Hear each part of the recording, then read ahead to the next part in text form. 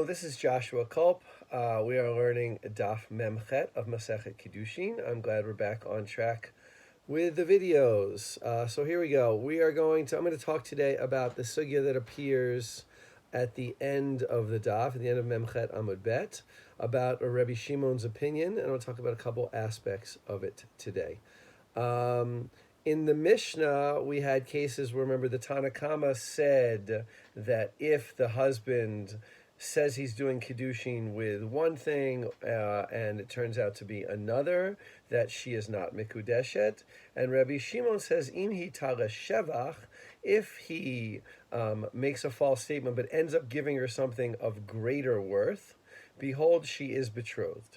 Now, the problem the Gemara seems to have with this is that some of the examples, it's not all that clear, at least one of the examples, it's not all that clear what is of greater worth. Usually, as they bring a case from, I believe it's from Masechet Bava Metzia, usually yain is worth more than chometz. Wine is worth more than vinegar. But not always. If you want to make a salad and you're cooking a dish and you really need vinegar, so maybe at that point in that time, vinegar is worth more for you than wine. So it's not always true that substances that usually have a hierarchy in value always have a hierarchy in value. And they apply this also to gold and silver. Now, this is especially true back then, but you can imagine it being true in certain places as well. Usually we imagine that gold is worth more than silver, but not always, right? There may have been times when silver was worth more, and there might be people who prefer silver than gold, perhaps. It's a harder metal, it's more useful.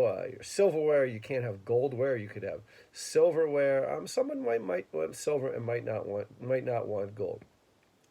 So that gets the Amoraim into saying this is not a simple case where the husband directly betrothed the woman, because in that case, Rabbi Shimon wouldn't argue that if he's lying, right, if he says, I'm going to betroth you with silver and gives her gold, Rabbi Shimon would have to agree that she's not Mikudeshet, because even though she gets something that's generally a higher value, in this case, since we're not sure it's a higher value in her eyes, she's not Mikudeshet.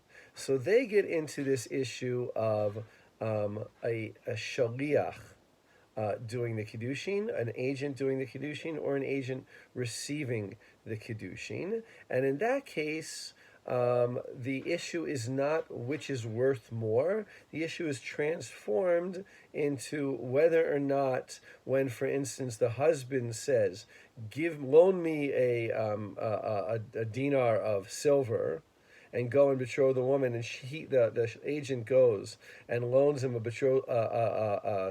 dinar of gold, one Tana, namely the first Tana, would say, look, he said silver, he didn't want the Kiddushin done in gold, and therefore there's no Kiddushin because the agent didn't follow the husband's words. And another one holds Mare Makom Hulo, that he was only saying silver as just sort of an example, and he didn't really mean that it had to be in silver. It could be done any way he wanted. Now, this one is, I think, very difficult. This is Abayi's explanation of the Mishnah, because I take it a more extreme case. I say, go and betroth a woman for $5, and somebody goes and betroths that woman for $500,000 or $5,000, and says, I loaned you that money. Well, I didn't want to spend all that money. Why would I say that that's just mare makom hulo? When I say something low, right, I probably mean for a low amount of money, and not for a very high amount of money.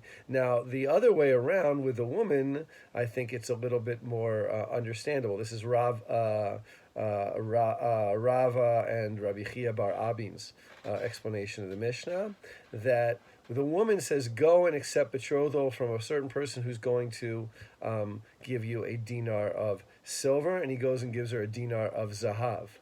In that case, in the context of the Gemara, a dinar of gold. In that case, in the context of the Gemara, we can understand one Tana would say she wanted any amount of money. It didn't really matter whether it was a dinar of silver or a dinar of gold, even better. She's just saying an amount of money. And the other one says she just wanted the silver. She didn't want gold because, as we said, perhaps some people prefer silver and not gold. Now, just the final thing I want to end up talking about is, and I really wanted to lead to this, is Abaye's statement at the very end of the page, which I believe we're beginning to learn in next week, so consider this a preview of next week. Abaye takes that concept of marem makom hulo, that this is just an ancillary remark. Like if I tell somebody, go out, buy me some lettuce at the Super Sol supermarket here in Israel. I don't really care if he buys me lettuce at the Rami Levi, another supermarket here. I don't really care where he buys me lettuce. All that I care about is that he buys me lettuce. Right? There are times when somebody says something to somebody and they're sending an agent to do something and they don't really care that it's done exactly in the way. They just want the results. And there are other times when they do want exactly the thing to be done exactly as they stated. So Abaye has this statement where he collects several different Tanaim who all held that abstract principle that this is just an ancillary mark, marem makom hulo. It's just a signpost, if you will. And it's an important process to note that as we proceed in the Talmudic period, we move from particular case law, a case about Kiddushin, a case about sales, a case about divorce, a case about different types of sending an agent to do something, to broader klalim, broader rules that can be applied to many situations. These broad rules, while they lose their particular nature, they help adjudicate new situations. So that's a general process I think you can see, at least in the next daf, beginning with Abaye, based on our sugya, taking a particular rule and broadening it to apply to a whole bunch of different situations.